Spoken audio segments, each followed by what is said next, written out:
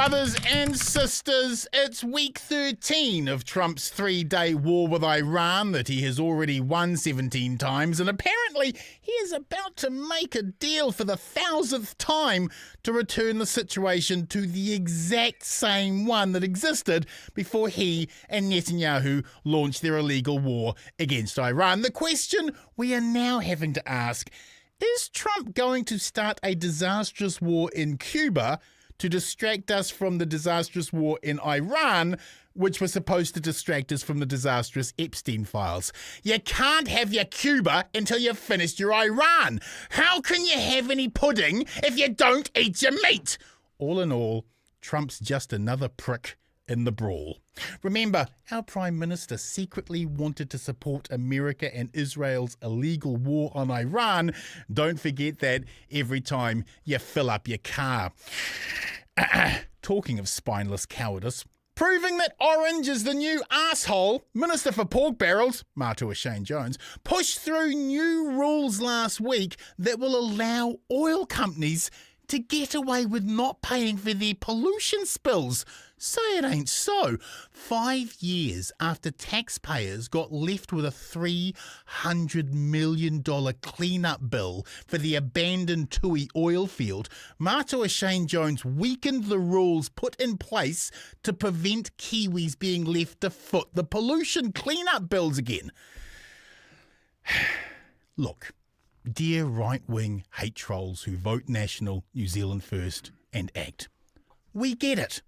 You hate the trans, you hate the Marys, you hate vaccines for the most insane reasons, you really hate Jacinda, and you believe climate change is all just a big socialist hoax. We get all that. What we don't get is why you're such simps for corporations. You hate like lions, yet you capitulate like lambs. Let me spell it out for you rednecks. Why should oil companies be able to cause massive environmental damage and not pay to clean it up? Why? If an oil company who has made enormous profits from pumping out oil causes environmental damage, they should pay to clean it. Is your hate of the trans, the vaccines, the Marys and Jacinda so extreme that you'll agree to pay for an oil company to spill oil and pollute New Zealand?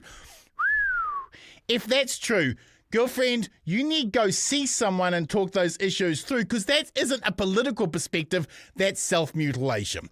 And finally, this week, turns out that police, justice, corrections, MSD, Oranga Tamariki, and even Treasury all advised the government not to pass the Move On powers.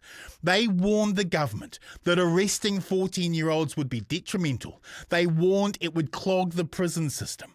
They warned it would shift the homeless from well-lit areas into dangerous back alleys. They warned it breached human rights. They warned the cost profile didn't stack up. And there was the warning that arresting the homeless could actually be dangerous and lead to some dying. So what did the government do?